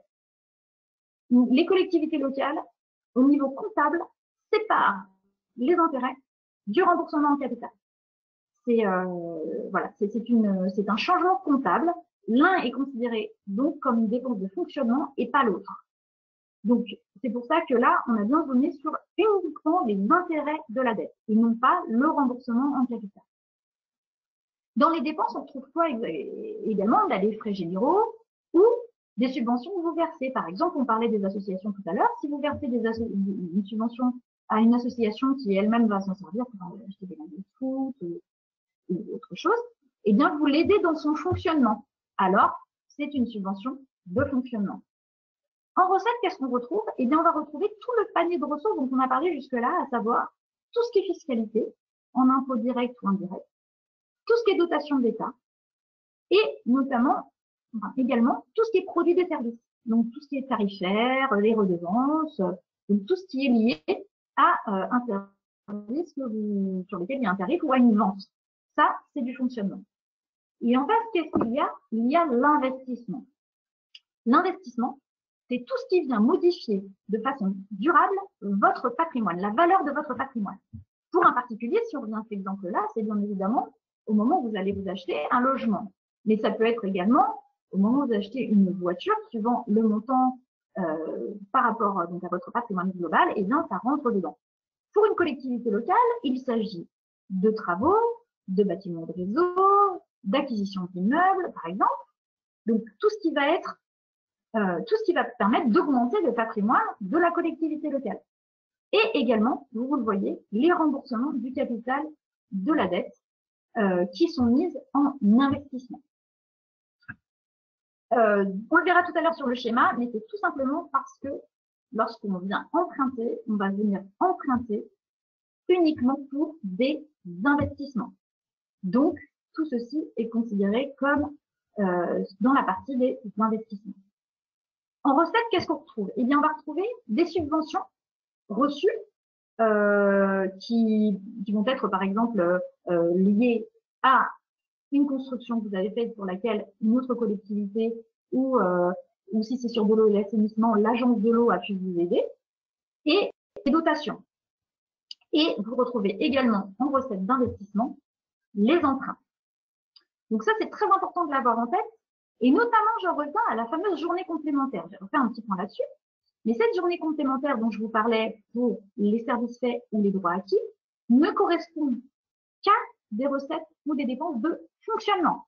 Donc, vous ne pouvez rattacher à un exercice que ce qui correspond à la définition qu'on s'est donnée, donc service fait ou droit acquis avant le 31 décembre, mais le flux financier n'est pas passé, et ça doit correspondre qu'à des dépenses ou des recettes de fonctionnement. Voilà.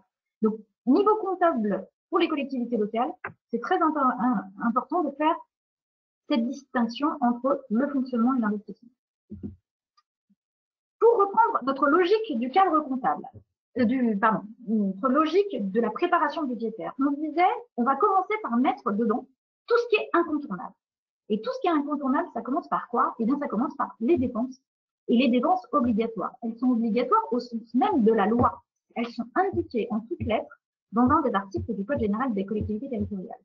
Donc, je vous invite bien sûr à aller les voir, mais je vous ai mis quelques exemples. Et elles sont majoritairement liées à vos compétences obligatoires. Donc, il y a les charges de personnel, là, qui ne sont pas liées aux compétences, ou l'entretien d'hôtels de ville, mais il y a aussi les écoles, ou l'entretien des cimetières, ou des voies communales.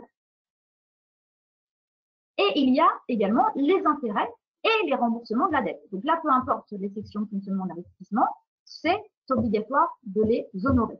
Donc là, vraiment, vous avez une liste de dépenses obligatoires. Il faut commencer par là parce que ces dépenses-là, il faudra les inscrire et elles font partie des contrôles qui seront faits sur votre budget. Toutes les dépenses obligatoires doivent être inscrites. Il y a les dépenses récurrentes. Alors là, les dépenses récurrentes, c'est, eh bien, si vous savez que vous avez besoin d'un certain montant de carburant, revenons à cet exemple, pour que les services, notamment par exemple de l'entretien des espaces verts, puissent faire leur travail et faire le tour des espaces verts. Et que, eh bien, vous avez prévu un montant tous les ans et que là vous vous dites, bah non, on va faire 2 fois moins, eh bien peut-être que vous ne pourrez pas apporter le service comme il est fait les autres années. Donc, il y a certaines choses pour lesquelles, eh bien, il va falloir maintenir le niveau pour pouvoir apporter le même service donc à la population ou en termes d'entretien. Et le troisième point, ce sont les dépenses contraintes. Et là, je reviens à ce qu'on a appelé contraintes entre guillemets, mais je reviens notamment à la partie réforme et notamment l'exemple des réformes des rythmes scolaires.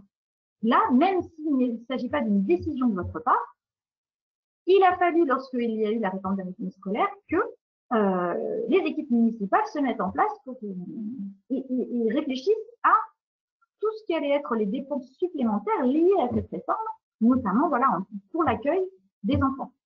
Donc, j'ai envie de dire, avant même de commencer quoi que ce soit en termes de décision, il y a tous ces éléments à prendre en compte.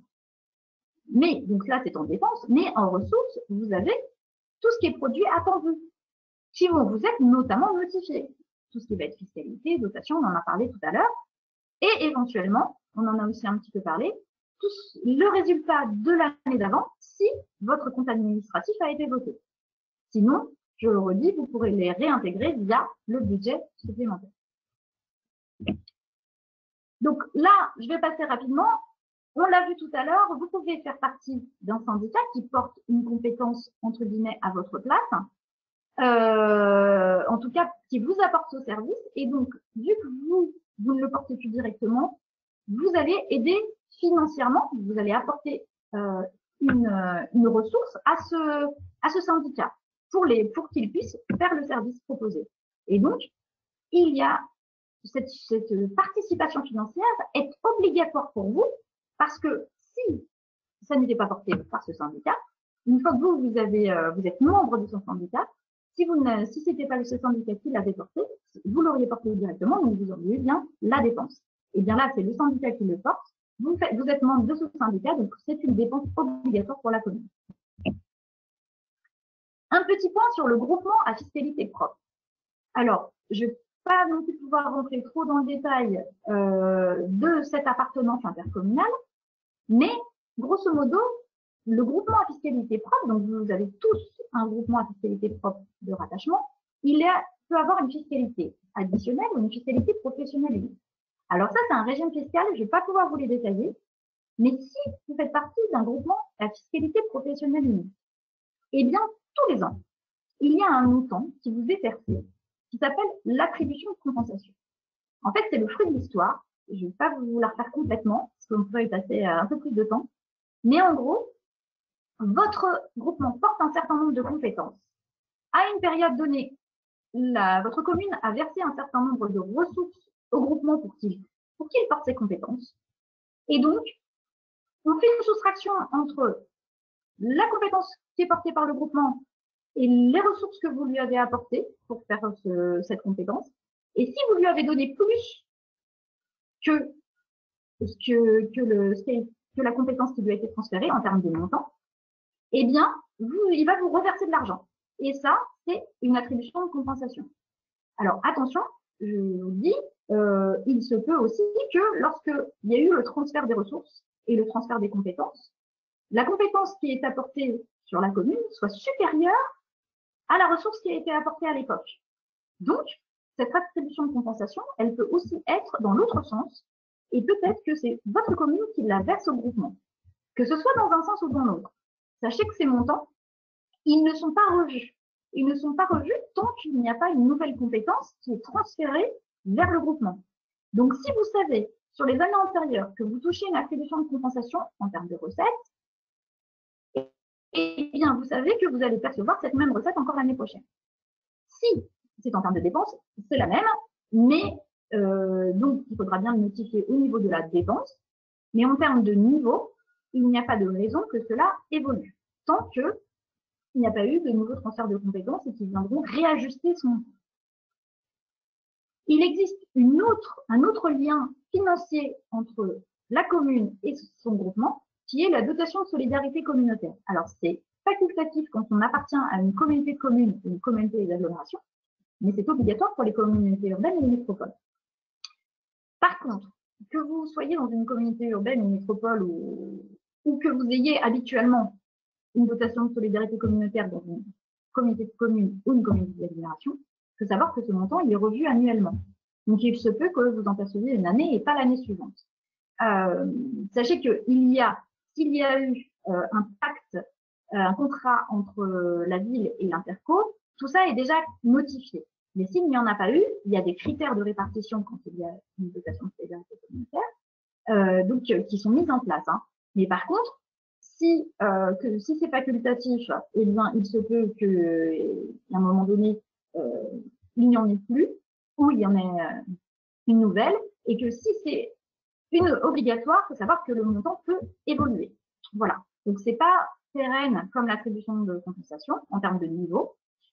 Et donc, il faut aussi regarder comment ça se passe et donc quel type d'intercommunalité vous êtes. Maintenant qu'on a vu exactement tout ce que vous allez pouvoir inscrire, qui est donc obligatoire en termes de dépenses, qui est donc assuré en termes de ressources, vous allez pouvoir vous dire, est-ce qu'une fois que j'ai inscrit tout ça, je vois que j'ai une marge ou pas? On va dire ça comme ça. Et est-ce que je peux faire une dépense de fonctionnement nouvelle, donc apporter un nouveau service à ma population, ou éventuellement mettre en place un programme d'investissement? Quoi qu'il arrive, lorsque vous faites un investissement, il faut que vous puissiez évaluer le coût de fonctionnement de ce nouvel investissement. Par exemple, si vous décidez de construire une pièce qui sera une crèche, bien évidemment, les années à venir, il va falloir avoir du personnel dans cette crèche. Donc, très exactement, eh bien, ça va vous coûter plus de dépenses de fonctionnement sur les années suivantes.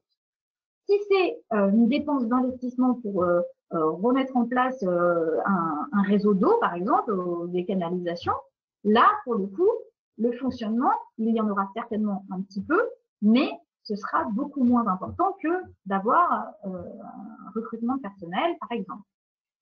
En tout cas, depuis 2016, sachez que lorsque votre projet d'investissement excède un certain montant, qui s'exprime en pourcentage des recettes de fonctionnement. Alors, vous vous rappelez du bloc des recettes de fonctionnement, c'est le bloc qu'on a vu tout à l'heure qui était vert en bas à gauche, qui lui retrace la fiscalité, les dotations, etc. En fait, lorsqu'on est une commune de moins de 5000 habitants, eh bien, le niveau du projet minimum qu'il faut, pour lequel l'étude d'impact est obligatoire, c'est 150% des recettes de fonctionnement. Donc, si vous avez 100 000 euros de recettes de fonctionnement, eh bien, à 150 000 euros, si votre projet fait à partir de 150 000 euros, vous êtes dans l'obligation de fournir une étude d'impact sur les dépenses de fonctionnement pour bien vérifier que vous ayez en tête toutes les conséquences financières de fonctionnement qui suivront votre investissement.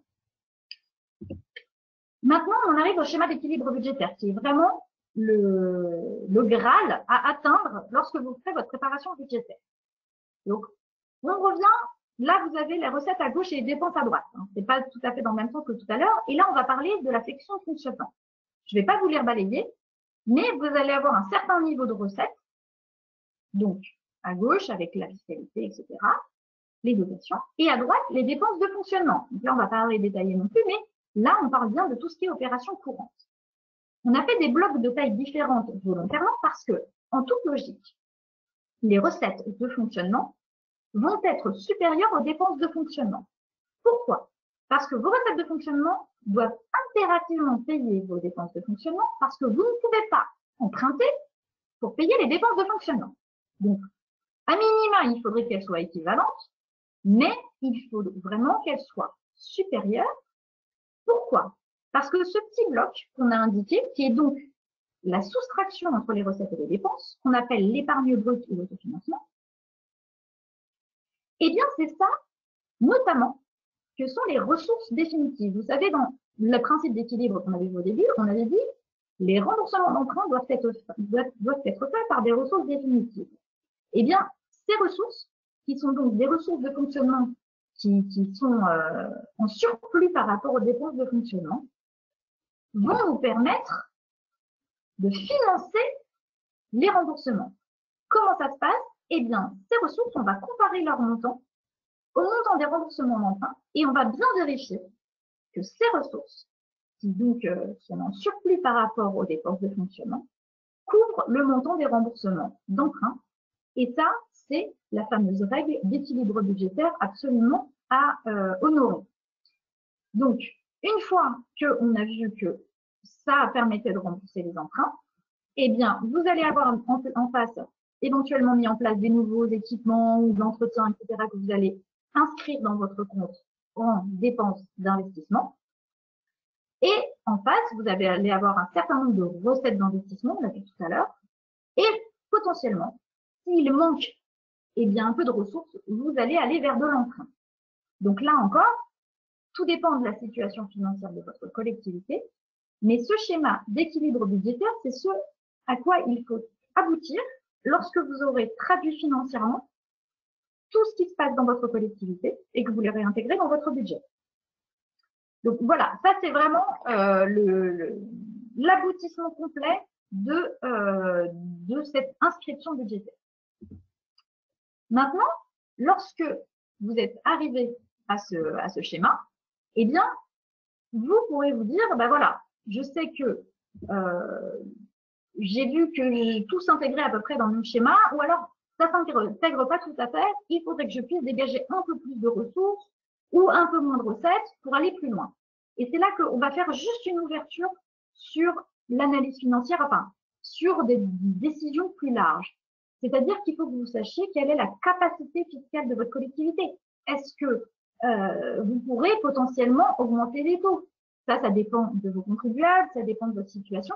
Là encore, il existe des ratios et notamment des informations pour vous donner, en fonction de la strate de population, à quel niveau sont d'autres collectivités locales de même taille. Pareil, quelle est votre capacité d'endettement? Parce que vous pouvez être dans une situation dans laquelle vous n'êtes pas dans la capacité d'aller chercher de l'emprunt. Donc, il faudra peut-être reporter certains projets. Donc voilà, cette analyse globale va vous permettre d'arbitrer entre des projets ou des moyens de les financer. Et pour terminer rapidement, nous avons souhaité justement vous présenter un petit peu quelles peuvent être ces marges. Alors, celle-ci, je vous dis tout de suite, on ne va pas la détailler parce qu'il y a beaucoup de choses, mais c'est surtout que c'était une information pour vous dire sur quoi potentiellement vous auriez pu avoir un pouvoir de taux cette année, sachant que vous devez le savoir, nous sommes au milieu d'une réforme fiscale et donc il n'y a plus de possibilité d'augmenter ces taux sur la taxe d'habitation, par exemple. Donc, on vous avait mis ça pour indication, pour voir un petit peu sur quoi vous pourriez avoir des leviers possibles, mais je vous le rappelle, le vote des taux étant clos au 3 juillet, logiquement, pour ce budget-là, c'est fini. Un deuxième axe sur l'emprunt. Alors là, c'était pour vous remettre un point en disant attention à l'emprunt, c'est un moyen de financement indispensable pour les collectivités locales, mais attention quand même, les emprunts donc, sont là exclusivement pour financer les investissements. Et tout emprunt va avoir des répercussions sur les années à venir. Donc, là encore, il faut regarder les capacités, les possibilités de remboursement pour les collectivités locales. Donc, il est vraiment très important, surtout de façon générale, et encore plus au niveau de l'emprunt, de savoir quelles sont ces marges de manœuvre. Est-ce que on est encore dans la capacité ou non de pouvoir aller chercher des ressources via l'emprunt. Dernier point pour terminer ce propos sur les fondamentaux du budget. Si vous avez besoin de levier, on parle souvent d'augmenter les taux en caricaturant ou d'aller chercher de l'emprunt justement, mais il existe d'autres choses. Et encore plus aujourd'hui dans les collectivités locales sur lesquelles elles font très attention par rapport aux taux parce que les contribuables ont beaucoup plus de difficultés ils sont des fois dans l'incapacité de pouvoir payer plus en termes de fiscalité ou bien parce que votre collectivité ne peut pas aller vers l'emprunt. En fait, il y a d'autres axes de réflexion. Et là, ce sont des pistes, mais bien sûr, la liste n'est pas exhaustive. Vous avez, par exemple, une réflexion que vous pouvez mener sur des subventions. Des fois, on ne pense pas à aller chercher une subvention pour se faire aider sur un projet. Il existe aujourd'hui des financements participatifs, par exemple. Ça, c'est pour aller chercher de la ressource. Maintenant, en dépenses, vous pouvez regarder en termes de contrats, notamment les contrats que vous pouvez avoir d'assurance. Vous pouvez regarder si finalement, eh bien, il n'y a pas de négociations, des renégociations possibles, des changements qui peuvent faire en sorte que votre dépense s'abaisse ou de la mutualisation sur de l'achat, par exemple. Donc voilà, ça, ce sont des pistes. Et je finirai sur la gestion patrimoniale parce qu'en fait, souvent, il est difficile de savoir quel est le patrimoine exact pour la collectivité. Et c'est vrai que, au-delà de se dire de vendre une partie du patrimoine, vous pouvez aussi vous dire, par exemple, il y a une association à qui je verse une subvention. Là, c'est vrai que j'aimerais bien ne pas avoir cette dépense parce que je ne peux pas. Eh bien, peut-être qu'elle loue un local par ailleurs pour son activité et que vous pouvez mettre à disposition un local au niveau du patrimoine de la collectivité qui permet d'aider cette association, mais sans passer par le flux financier. Voilà. Donc là, ce sont des pistes vraiment très larges. Il y en a beaucoup d'autres. Mais c'est vrai que pour faire rentrer exactement tous ces choix et tout son programme, des fois c'est difficile de le faire intégrer dans le budget. Et donc voilà, il y a pas mal de réflexions à mener pour essayer de dégager des marges supplémentaires. Voilà, j'espère que vous m'avez bien entendu jusqu'au bout et que ceci a pu vous apporter suffisamment d'informations pour préparer votre futur budget.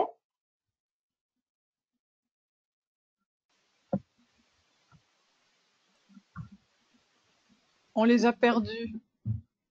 Ah, j'ai eu un moment de panique. Non, je crois qu'ils sont noyés dans les informations là. Ah oui, c'est assez dense, hein, ça. Oui, mais j'imagine qu'effectivement, tout le monde a été, d'ailleurs, tout le monde a été très attentif, évidemment. On n'a pas été perturbé par des bruits intempestifs de sons parasites. Je conçois que c'est beaucoup d'informations, effectivement. Je crois qu'il faut prendre cette formation comme un moment, un temps dans la maîtrise qui viendra petit à petit de la construction budgétaire et de la compréhension des documents budgétaires. Il faut du temps. Moi, je ne vous cache pas, je suis élu depuis 25 ans et j'apprends à chaque fois, à chaque formation, j'apprends des choses nouvelles.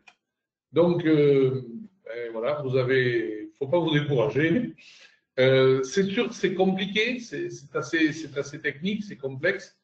Je pense qu'on n'a pas le temps d'y revenir, mais je crois qu'il y a quelques éléments essentiels qui ont bien été mis en valeur par notre intervenant et qu'il faut creuser petit à petit et aller vers des choses un peu plus compliquées ensuite. Je crois qu'il faut surtout ne jamais baisser les bras devant la difficulté, la complexité de ces choses-là. le vote du budget, à mon sens, ça reste quand même l'exercice fondateur de l'année municipale. Certes, il y a tout un tas de réflexions autour des priorités, des programmes, des politiques municipales. Et tout ça, ça se concrétise, ça se traduit au moment du vote du budget. Donc, c'est quelque chose que les élus, à mon sens, doivent essayer autant que possible de maîtriser pour justement aller vers une meilleure efficacité de la gestion financière. C'est important de ne pas se contenter de laisser ça à des techniciens, aux secrétaires de mairie ou aux percepteurs. Bien sûr, ils sont très utiles dans la compréhension et dans la réalisation de choses justes, parce que vous avez vu, il y a les contrôles de la Trèfle, il y a les contrôles de la Cour régionale des comptes. Il faut qu'on soit juste dans la production de documents budgétaires, mais il faut aussi qu'on ait la lecture politique de tout ça pour que nous assumions réellement nos rôles d'élus. Et il y a des marges de manœuvre, et il y a des progressions à réaliser, il y a une juste maîtrise de l'emprunt, une juste maîtrise de l'endettement. À mon sens, il ne faut pas avoir peur de l'endettement. En revanche, il faut aussi avoir une gestion assez prudente de cet endettement pour qu'elle ne nous conduise pas dans des situations difficiles. Mais voilà, il y a aussi, on n'en a pas parlé, mais il y a aussi un certain nombre de ratios comme ça qui nous permettent de connaître la situation de notre collectivité, de voir vers où on peut aller, qu'est-ce qu'on peut faire de mieux. Et je pense que la séance que nous venons de vivre, il faut que nous la vivions comme un début, une première prise de contact avec la complexité de cette gestion financière et budgétaire, et que chaque fois que nous en aurons l'occasion, eh bien, nous essayons d'approfondir, de dépasser les incompréhensions, d'aller plus loin. En tous les cas, j'espère que tout le monde a tout compris, mais si jamais ce n'était pas le cas, ne vous dévalorisez pas. Ne vous considérez pas comme inapte à cette compréhension. C'est logique et tout à fait normal. C'est encore une fois compliqué et difficile quand on commence, mais il faut rester courageux dans ce domaine-là parce qu'il est important de comprendre ces mécanismes. Merci en tous les cas à nos intervenants. Voilà, je crois que on va vous. Alors, oui, ce que je voulais vous dire, c'est qu'on va vous communiquer le PowerPoint, hein, on va vous communiquer les contenus. Ça vous permettra d'y revenir, d'en discuter autour de vous avec votre secrétaire de mairie, peut-être avec votre percepteur, pour comprendre ce qui vous a encore mieux ce qui vous a été dit aujourd'hui. Et puis encore une fois, nous aurons d'autres occasions.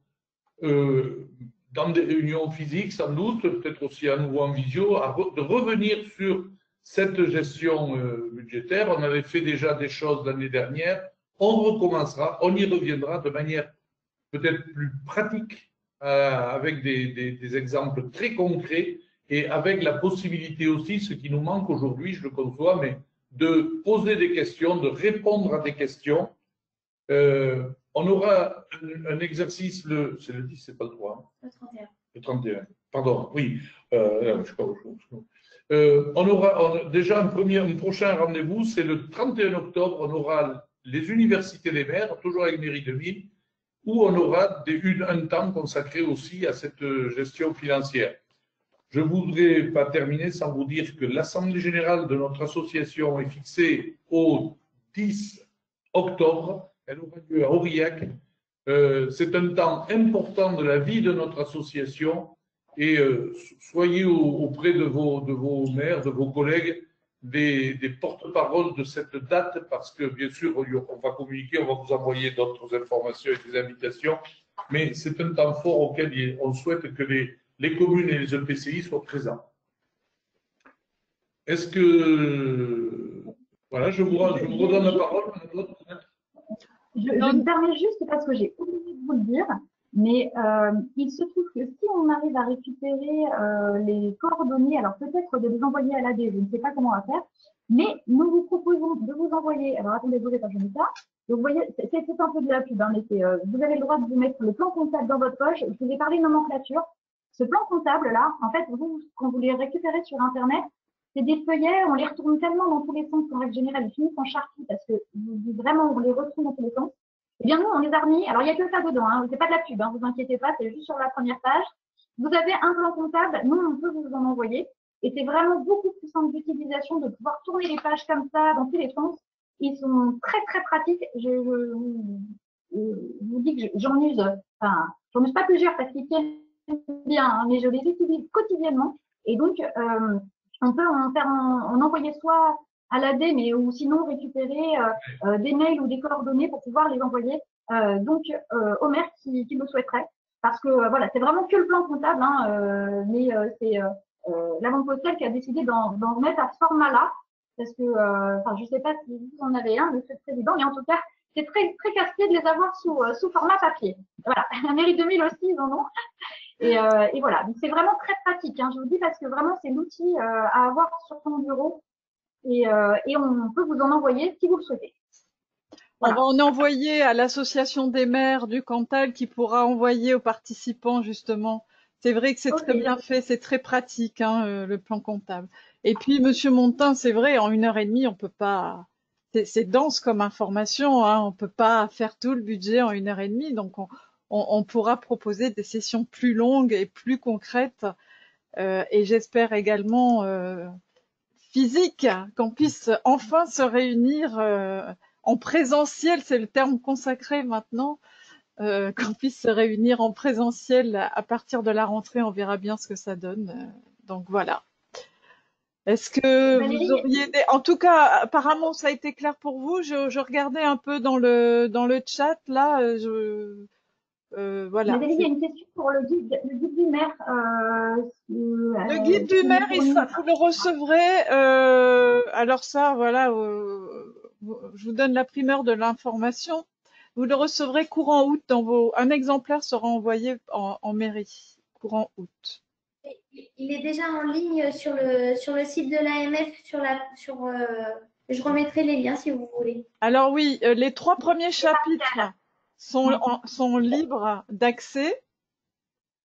Oui, et le document après. L'autre document global dont vous avez fait référence. Voilà. C'est compliqué. En fait, oui, il n'est accessible qu'aux adhérents, le document complet. Hein. Oui. On est tous adhérents. Mais au niveau de la MFK, ils sont tous adhérents, donc il n'y a pas de difficulté. Voilà, bah donc tout ça est fait, c'est parfait. Et puis ça fait plaisir dans les commentaires de voir que finalement ça vous a paru clair, voyez, c'est tant mieux, tant mieux, tant mieux. Puis vous allez recevoir le support, donc vous pourrez le relire, comme disait votre président, vous pourrez prendre le temps de bien tout éplucher, vous endormir avec, parce que parfois vous pourrez vous endormir avec, ou dessus, dessus parfois. Voilà. Mais je voudrais dire à Jean-Michel Fabre qui dit que on se sent soutenu avec des interventions comme celle-là, mais je lui répète que c'est vraiment le rôle de l'association des maires, que ce soit au niveau des associations départementales ou par l'intermédiaire de notre association nationale et de toutes ces fonctions. L'AMF est vraiment là pour soutenir les élus, pour les accompagner dans leur vie quotidienne, dans leurs responsabilités, que ce soit sur, comme on le voit aujourd'hui, les questions de gestion financière, et que ce soit également sur les questions de responsabilité, sur les questions toutes les questions juridiques, etc. Je vous assure que par l'intermédiaire de votre association départementale et grâce à la compétence des collaborateurs de l'association nationale, nous arrivons au cours d'une année à aider considérablement les collègues et les communes du Cantal. Et c'est vraiment notre raison d'être. Et c'est pour ça que, personnellement, je suis très attaché à l'association départementale des maires et l'association nationale des maires qui regroupe toutes les communes, quelle que soit leur strate démographique, quel que soit leur choix politique, quelle que soit leur situation géographique dans le département. Et je pense que c'est cette unité qui est notre force et qui fait qu'effectivement, on peut soutenir chacun de nos collègues dans l'exercice de cette fonction compliquée mais extrêmement passionnante.